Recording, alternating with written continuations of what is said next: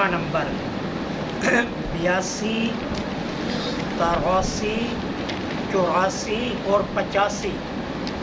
نحمده ونصلي ونسلم على رسوله الكريم، اما بعد فاعوذ بالله من الشيطان الرجيم، بسم الله الرحمن الرحيم۔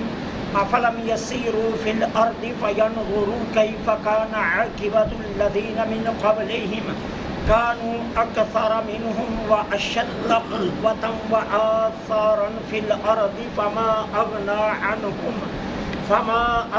عنهم ما كانوا يكسبون، فلما جاءتهم رسلهم بالبينات فرحوا بما عندهم من العلم وحاق بهم ما كانوا به يستهزئون، فلما رأوا بأسنا قالوا آمنا بالله وحده وكفرنا بما كنا به مشركين، فلم يكن ينفعهم إيمانهم لما رأوا بأسنا سنة الله التي قد خلت في عباده وخسر هنالك الكافرون۔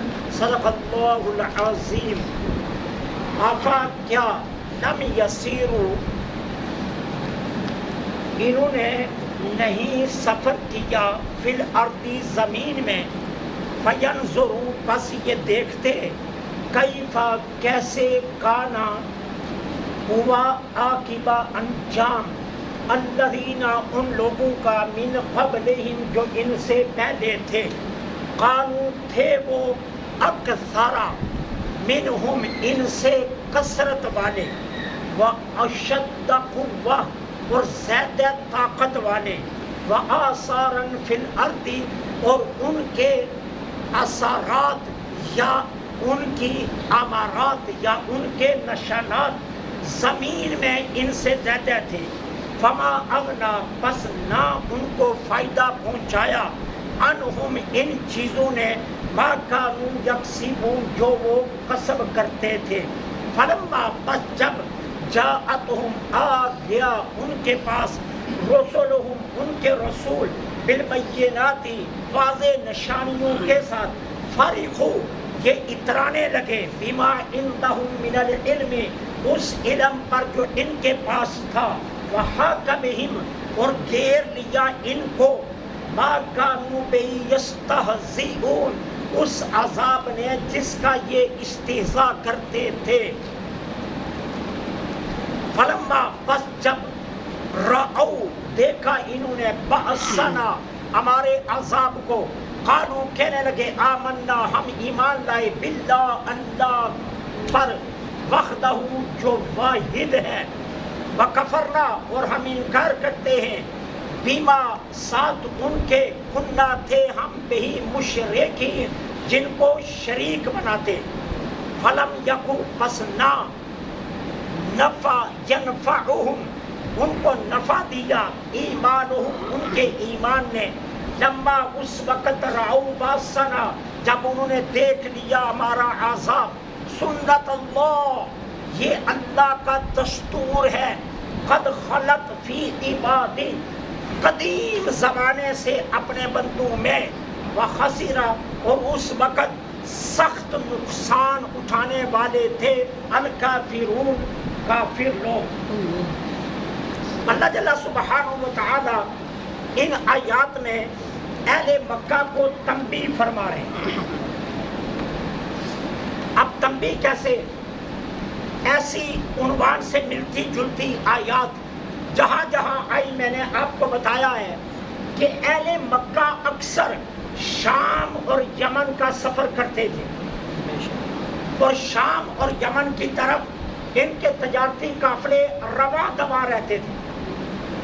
مکہ میں دنیا کی بڑی دو صنعتی نمائشیں لگتی تھی، عکاظ کا میلہ، تاریخی میلہ ہوا کرتا تھا مکہ کا، پوری دنیا کے ہنرمند، پوری دنیا کی جو صنعت، پوری دنیا کے شعراء، پوری دنیا کے ارباب کلام، پوری دنیا کے ارباب فن اس میلے میں آتے، اور یہ مرکز تھا پوری دنیا کا مکہ تجارت کے لحاظ سے۔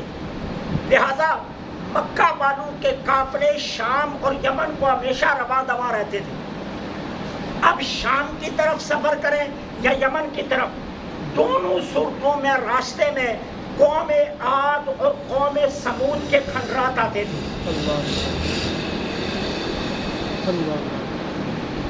اب مکہ والوں کو دعوت دی جا رہی ہے، مکہ والوں کیا تم نے زمین میں سفر نہیں کیا؟ مطلب ہے تم نے کیا ہے، کیا تم نے دیکھا نہیں ہم نے ان لوگوں کا انجام کیا کیا؟ اب دیکھو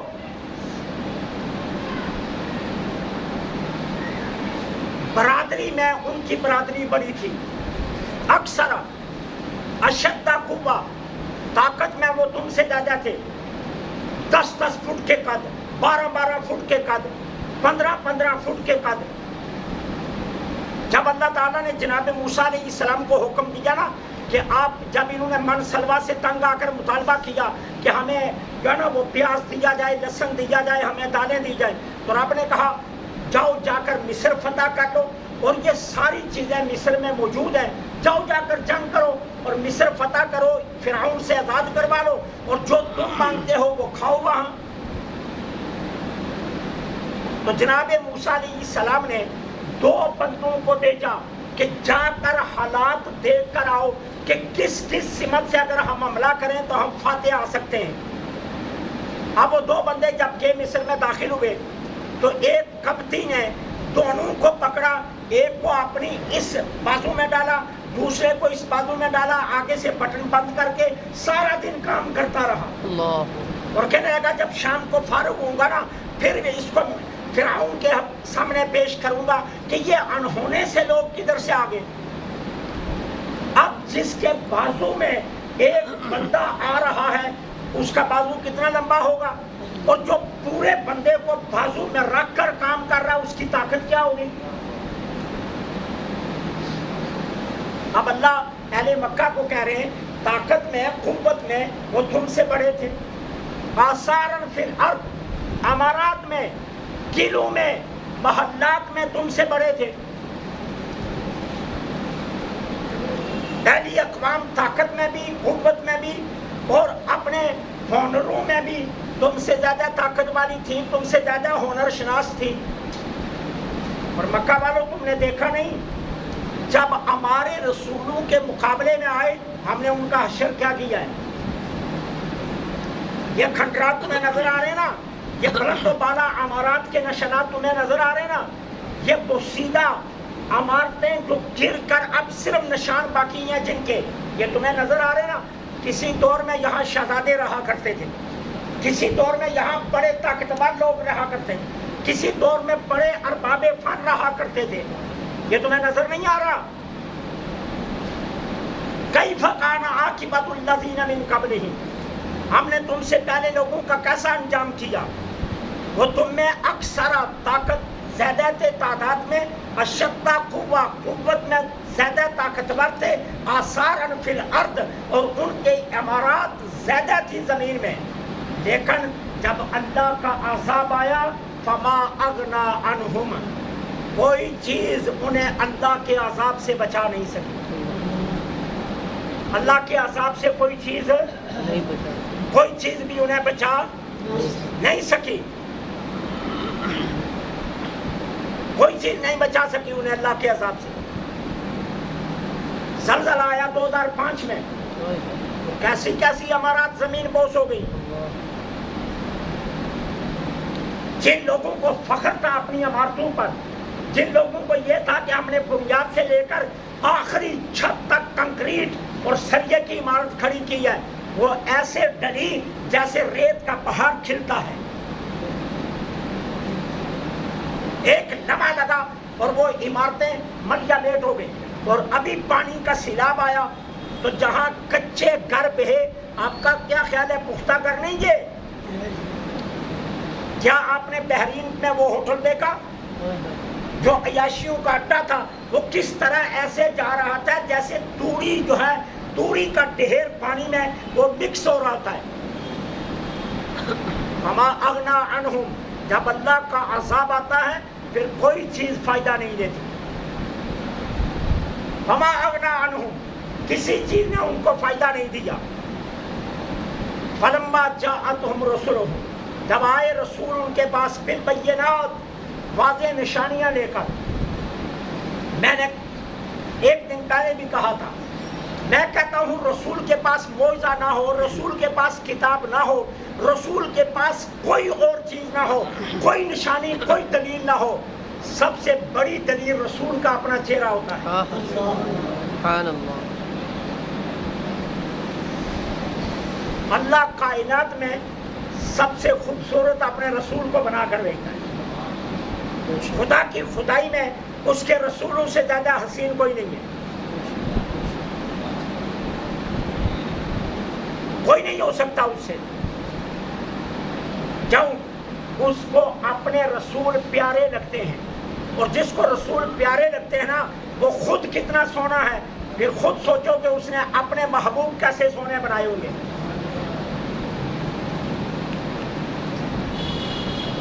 وہ کتنے خوبصورت اس نے رسول بنائے ہوں گے. ٹھیک ہے، تم رسولوں کا چہرہ بذات خود دلیل ہے. تو جب رسول آئے کھلی نشانیاں لے کر، فَرِحُوا بِمَا عِندَهُم مِّنَ الْعِلْمِ، تو یہ اس علم پر اترانے لگے جو ان کے اپنے پاس تھا. اب ان کے پاس علم کیا تھا؟ یہ آخرت کے عقیدے کے منکر تھے. ان کے پاس علم کیا تھا کہ یہ آخرت کے عقیدے کے منکر تھے.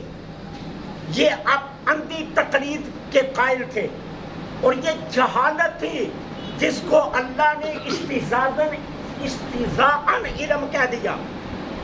اور پھر دوسرا کیا ہے کہ ان کے پاس ہنر شناسی کا علم تھا، ان کے پاس عمارات بنانے کا فن تھا، ان کے پاس شعر و شاعری کا علم تھا، ان کے پاس دنیا داری کے علوم تھے.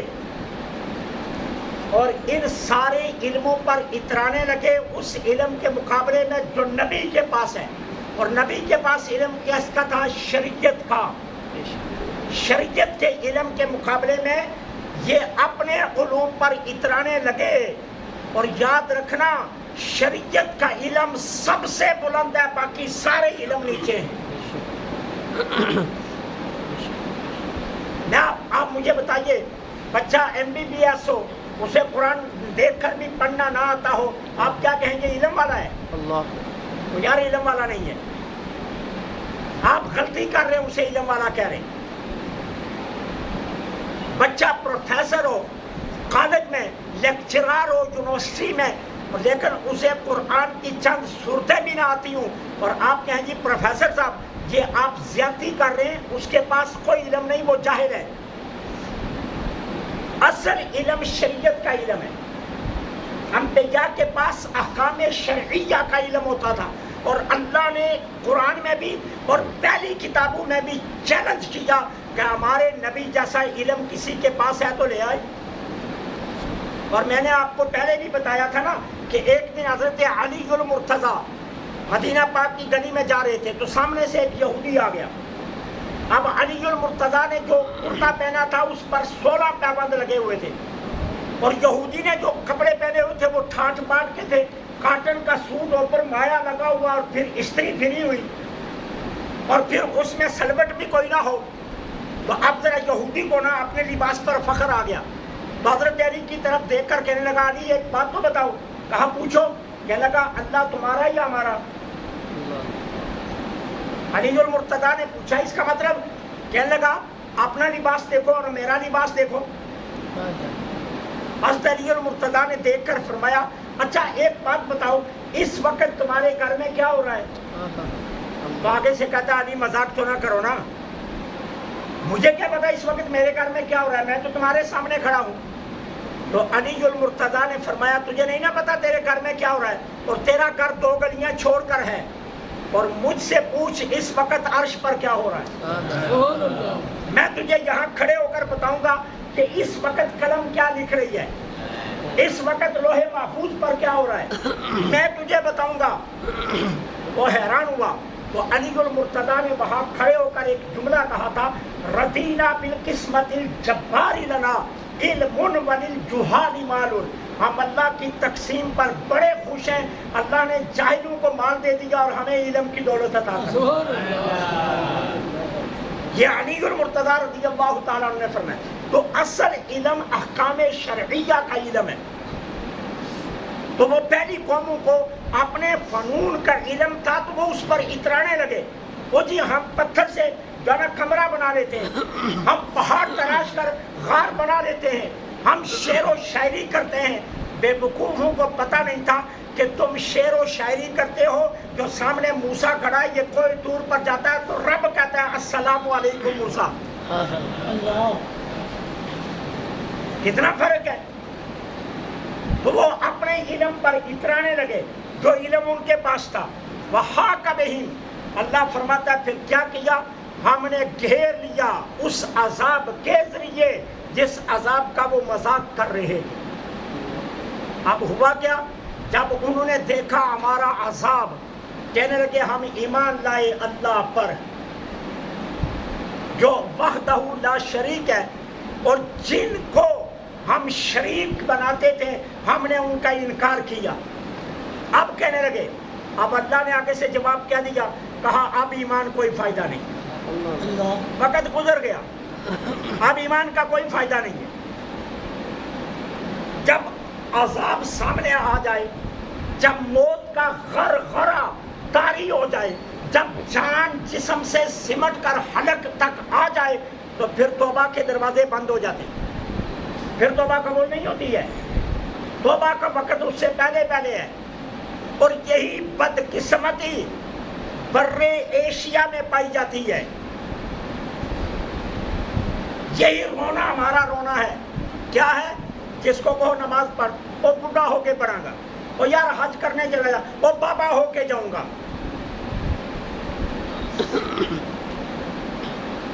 ٹھیک ہے, جوانی میں ہم نہ نماز پڑھتے ہیں, جوانی میں نہ ہم حج کرنے جاتے ہیں, جوانی میں نہ ہم توبہ کرتے ہیں. سارے کام ہم کہتے ہیں اس وقت کریں گے جب کوئی کام ہم سے سیدھا ہو ہی نہیں سکے گا. پھر کیا ہوتا ہے, پھر جاتے ہیں حج کرنے کے لیے, اب 3 چکر لگا کرنا, پھر بیٹھ جاتے ہیں سال 1 کے 4 اور لگاؤں گا. یہ عمرہ کر رہے ہیں, اب صفا مروہ کے درمیان سعی مشقت کا کام ہے, تو آپ پھر پتہ کیا کرتے ہیں, وہ کہتے ہیں یار کوئی ریڑھی والا لب لو نا, اور پتر کوئی ریڑھی والا ہی لب لے. اب ریڑھی پر سعی ہوتی ہے. پھر جب جاتے ہیں مینا میں تو کنکر مارنے کا باری آتی ہے, تو خیمے میں رہ کر کسی کو کہتے ہیں اور یار 5 ریال لے جا میرے والوں ہی مار رہے ہیں. پھر اس حج کا فائدہ کیا؟ حج تو ہے جوانی کا, نمازیں تو ہیں جوانی کی, توبہ ہے جوانی کی. جوانی کے یہ اعمال اللہ کو پسند ہے. حدیث پاک میں آتا ہے جب ایک جوان توبہ کرتا ہے نا, تو اللہ عرش کے سارے فرشتوں کو بٹھا کر کہتا ہے میں اس بندے سے راضی ہو گیا جس نے جوانی میں توبہ کی. تو کام تو جوانی کے ہوتے ہیں, لیکن ہم سارے کام بڑھاپے پر چھوڑ دیتے ہیں. اور یہی کام کیا ہے, اللہ کہتا ہے یہ اللہ کو پسند نہیں ہے. جب موت کا غرغرہ طاری ہو جائے, جب بڑھاپا آ جائے, جب جان نکلنے لگے, اب توبہ کرتے ہیں. اللہ فرماتا ہے فلم یکن ینفع ایمان, اب ایمان کوئی فائدہ نہیں دے. عذاب دیکھ کر توبہ کرنا, گھٹنے جب آپس میں ہڈیاں کھڑکنے لگے پھر توبہ کرنا. جب ڈاکٹر کہہ دے بابے کو کر لے جاؤ خدمت کرو, پھر توبہ کرنا. پھر اس توبہ کا کیا فائدہ؟ اللہ فرماتا ہے یہ توبہ نہیں. فلم یکن ینفع ایمانہم, بس اب ان کے ایمان نے کوئی فائدہ نہ دیا. فلما رأوا باسنا, جب انہوں نے دیکھ لیا ہمارے عذاب کو. سنت اللہ, اللہ فرماتا ہے اللہ کا یہ دستور قدیم زمانے سے بندوں میں چلا آ رہا ہے کہ اس نے ازل سے یہ قانون بنا دیا ہے کہ عذاب دیکھ کر جو توبہ کرے گا میں توبہ قبول نہیں کروں گا. جو موت کو دیکھ کر توبہ کرے گا میں توبہ قبول نہیں کروں گا. ابھی جان نہیں نکلی ہوتی, انسان بستر پر پڑا ہوتا ہے نا, ابھی جان نہیں نکلی ہے, تو موت کا فرشتہ نظر آنا شروع ہو جاتا ہے. تو موت کا فرشتہ دیکھ کر توبہ, اب توبہ قبول نہیں ہے. ٹھیک ہے نا. جب ایکسیڈنٹ ہوتا ہے نا تو ڈرائیور جتنا مرضی ہوش میں ہو, اسرائیل آتا ہے اس کی آنکھ پر جب ہاتھ رکھتا ہے نا تو ڈرائیور کو بھی پتا چل جاتا ہے اسرائیل آ گیا ہے، اور اس کے ہاتھ چھڑا کر اسٹیئرنگ اسرائیل خود پکڑتا ہے اور دے مارتا ہے ٹھک. پھر بعد میں کہتے ہیں وہ ڈرائیور تیز رفتار تھا، وہ ڈرائیور نے نشہ کیا. وہ ڈرائیور تھا ہی نہیں، وہ تو اسرائیل کے ہاتھ میں اسٹیئرنگ تھا. وہ ڈرائیور کہاں تھا؟ ڈرائیور تو سیٹ پر تھا، اسٹیئرنگ پر تو اسرائیل خود بیٹھا ہوا تھا. تو پھر اس وقت کی توبہ قبول نہیں ہے. لما راؤ باسنا سنت اللہ، اللہ کی یہ سنت ہے، یہ اللہ کا دستور ہے. قد خلت فی عبادی، پرانے زمانے سے اپنے بندوں میں. وخسر هنالک الکافرون، اور کافر لوگ سب سے زیادہ نقصان اٹھانے والے ہوتے ہیں. اللہ سے دعا